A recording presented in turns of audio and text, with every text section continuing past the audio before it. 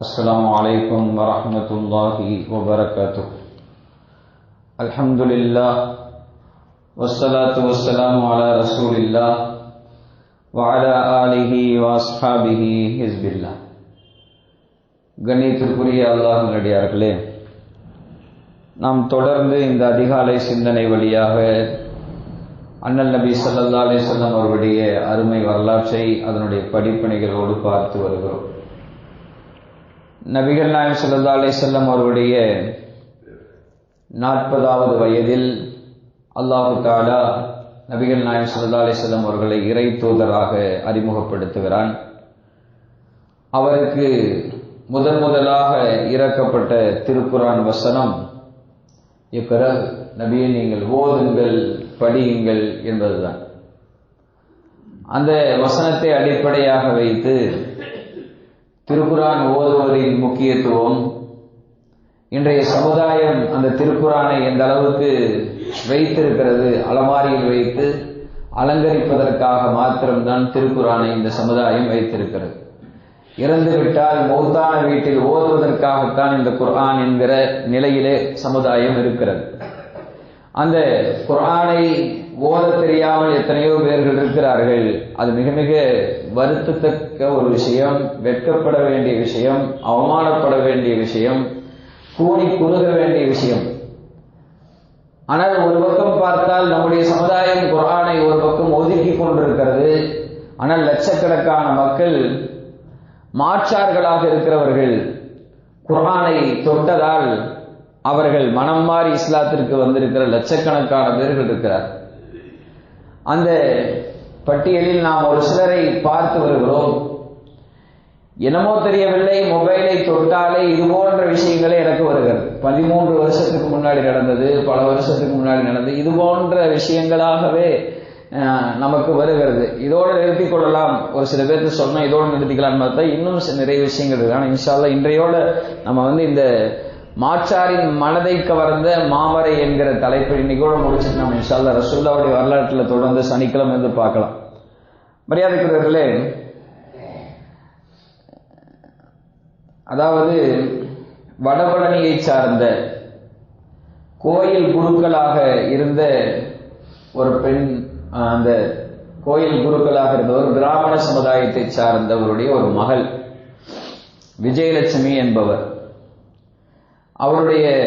அவர் இஸ்லாத்துக்கு வந்தது சம்பந்தமாக ஒரு வீடியோ, ஒரு 13 வருஷத்துக்கு முன்னாடி அவங்க பேசின ஒரு வீடியோ நான் நேற்று பார்த்தேன். அதில் அவங்க பேசுறாங்க, நான் பிராமண சமுதாயத்தை சார்ந்த பெண்ணாக இருந்தேன். எனக்கு இஸ்லாத்தின் மீது ஒரு பிடிப்பு ஆரம்பத்திலேயே. ஒன்று இஸ்லாத்தின் ஹிஜாபு, பெண்கள் போடுற அந்த ஹிஜாப் எனக்கு பிடிச்சிருந்தது. இன்னொன்று வாங்கு சப்தம் என்னை ஒரு கவர்ந்திருக்கக்கூடியதாக இருந்தது. இப்படியே ஒரு தேடல்ல இருக்கிற போது என்னுடைய தோழி ஒருவள் குர்ஆனை வச்சு படிச்சுட்டு இருந்தா. அந்த குர்ஆனை எனக்கு கூட அதில் என்ன இருக்குன்னு நான் பார்க்குறேன் அப்படின்னு சொல்லி நான் கேட்டேன். இப்போ அந்த தோழி சொல்லிவிட்டால், இதை சுத்தமானவங்க தான் தொடணும், சுத்தமானவங்க தான் இந்த குர்ஆனை தொடணும், நீ எல்லாம் தொடக்கூடாது அப்படிங்கிற மாதிரி என் தோழி சொன்னதுனால, என்னடா இப்படி குர்ஆன் சொல்லுது, குர்ஆன் சுத்தமானவங்க தான் தொடணும்னு சொல்லுதா, அப்படின்னா இந்த இஸ்லாமிய மார்க்கம் சரியானதா இருக்காது அப்படின்னு எனக்கு தோணுச்சு. அதனால நான் குர்ஆன்ல ஏதாவது குறையை கண்டுபிடிக்கணும்னு நான் அந்த வேலையில் ஈடுபட்டேன். என்ன செஞ்சேன் அப்படின்னா, தினமும் தினத்தந்தியில குர்ஆனுடைய வசனம் ஒன்று, பகவத்கீதை ஒன்று, பைபிள்ல இருந்து ஒரு வசனம், டெய்லி தினத்தந்தி பேப்பர் எங்கள் வீட்டில் வாங்குவாங்க. அதனால நான் என்ன பண்ணேன்னா, டெய்லி அந்த தினத்தந்தி பேப்பர்ல இருந்து குர்ஆனுடைய வசனத்தை மட்டும் கட் பண்ணி எடுத்து வச்சுக்கிட்டேன். அதை படிக்க இது சத்திய வேதமாகத்தான் இருக்கும்னு நான் புரிஞ்சேன். ஒரு மாற்று மத பெண் குர்ஆனை குறை சொல்ல வேண்டும் என்கிற ரீதியில் ஆய்வு செய்ததால் அவருக்கு நேர்வழி கிடைக்கிறது.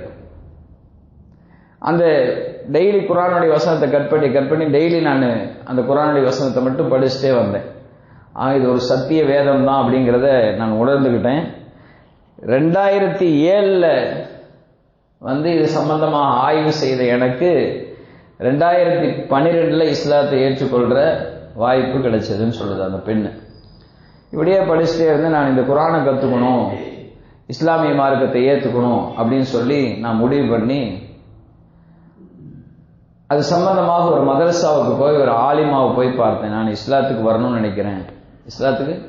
நினைக்கிறேன், எனக்கு நீங்கள் அதுக்கான ஏற்பாடு பண்ணித்தாங்க, ஆனால் நான் வீட்டுக்கு தெரியாமல் தான் இஸ்லாத்தை ஏற்றுக்க நினைக்கிறேன் அப்படின்னு சொல்லி.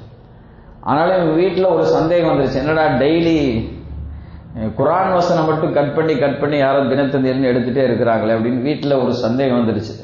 தினத்தந்தி பேப்பர் வாங்குறதே விட்டுட்டாங்க, தினத்தந்தி பேப்பர் வாங்குறதையே வீட்டில் நிறுத்திட்டாங்க. சரி, நான் போய் மதரசாவில் போய் அந்த ஆலிமாட்ட சந்தித்து நான் இஸ்லாத்துக்கு வரணும்னு சொன்னேன்.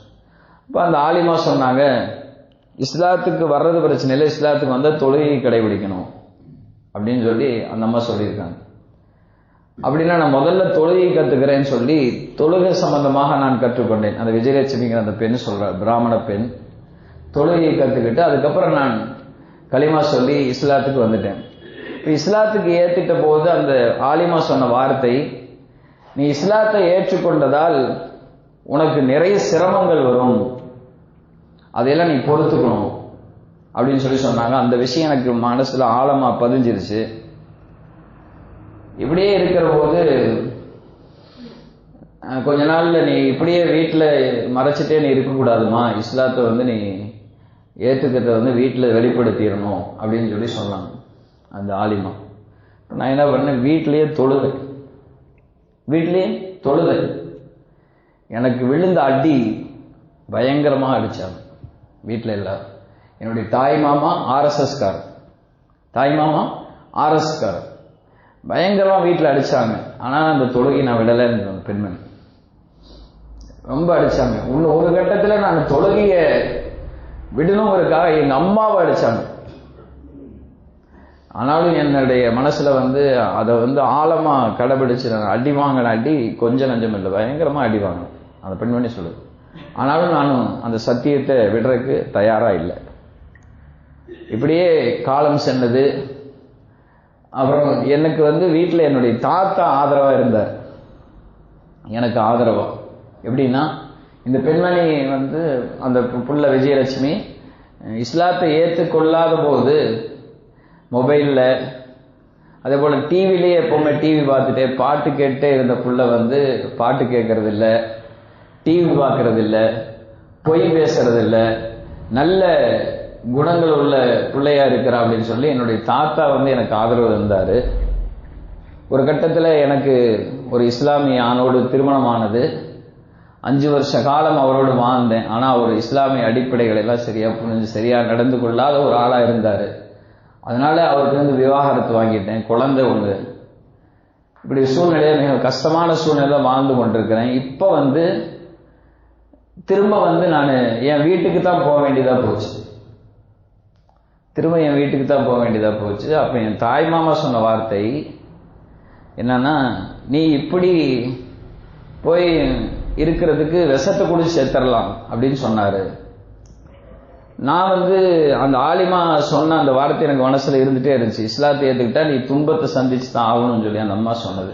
இப்போ ஒரு நாள் போய் ஆலிமாவை போய் பார்க்க போனேன். அந்த ஆலிமாவை பார்க்க போகும்போது நான் ஒரு தப்பான வார்த்தை சொல்லிட்ட போல தெரியுது. அதாவது நீ இஸ்லாத்தை ஏற்றுக்கிட்டா துன்பம் வரும் அப்படின்னு சொன்னதை வந்து மலக்குமார்கள் ஏற்றுக்கொண்டு சொல்லிட்டாங்க போல் இருக்கு. அதனால நீ இவ்வளோ கஷ்டத்தை அனுபவிக்கிற, ஆனாலும் உனக்கு அல்லாஹ் சொர்க்கத்தை கொடுப்பான்னு நீங்க சொன்னீங்கல்ல, அந்த வார்த்தை வந்து எனக்கு அல்லாஹ் நிச்சயமா சொர்க்கத்தை கொடுப்பான்னு நான் நினைக்கிறேன். நிச்சயமா எனக்கு வந்து சுபம் இருக்குது பின்னாடி அப்படிங்கிறத நான் உணர்ந்துகிட்டேன்னு சொல்லி அந்த பெண்மணி பல நூற்றுக்கணக்கான பேர் இருக்கிற அந்த மேடையில் சொன்ன வார்த்தை நம்ம யோசிச்சு பார்க்கணும். எந்த அளவுக்கு அது திருக்குர்ஆனுடைய வசனங்கள் மாற்றார்களின் மனதை கவர்கிறது. ஆனால் தொட வேண்டிய இஸ்லாமிய சமுதாயம் இன்றைக்கும் அலமாரியிலேயே திருக்குர்ஆனை வைத்து அழகு பார்த்து கொண்டிருக்கிறது என்பது வருத்தத்திற்குரிய ஒரு விஷயமாக இருந்து கொண்டிருக்கிறது. மரியாதைகள், இப்படியே லட்சக்கணக்கான பேர் திருக்குர்ஆனை ஆய்வு செய்து திருக்குர்ஆனின் பக்கமாக இணைந்து கொண்டிருக்கிறார்கள். ஆனால் இஸ்லாமிய சமுதாயம் இன்றைக்கும் மௌத்து வீட்டுக்கு ஓதுறதுக்காக குர்ஆன் அப்படிங்கிற ரீதியில் தான் இஸ்லாமிய சமுதாயம் நடத்தி கொண்டிருக்கிறது என்பது. குர்ஆனை ஓத தெரியாதவர்கள் ரமலான் நெருங்கி கொண்டிருக்கிறது, அதை ஓதுவதற்கான முயற்சி எடுக்க வேண்டும். குர்ஆனோடு நமக்கு சில கடமைகள் இருக்கிறது. முதலாவதாக திருக்குர்ஆனை அல்லாஹ்வின் வேதம்தான் என்று நம்ப வேண்டும். அல்லாஹ்வின் வேதம்தான் என்று நம்ப வேண்டும். நாம் நம்பி இருக்கிறோம் அல்லாஹ்வின் வேதம்தான் என்று. ஆனாலும் அல்லாஹ் சொல்றான், யார் திருக்குர்ஆன் வேதம் என்று நம்புகிறார்களோ அவர்கள் அதை முறைப்படி ஓதுவார்கள், அவர்கள் தான் நம்பியவர்களாம். அந்த ஈமான்லேயே நமக்கு குளறுபடி வந்துருச்சு. திருக்குர்ஆனை ஓத தெரியலன்னா அங்க ஈமான்லேயே நமக்கு குளறுபடி வந்துருச்சு.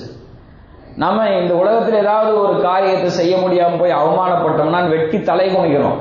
நாளைக்கு கோடிக்கணக்கான மக்களுக்கு முன்னால் நான் அருளி இந்த திருக்குர்ஆனை ஓத தெரியாமல் இருக்கிறானே என்று நாம் ஒரு தனியாக ஒரு பிரிவினர்கள் இருப்பார்கள். அந்த லிஸ்ட்டை நம்ம இருந்துடக்கூடாது.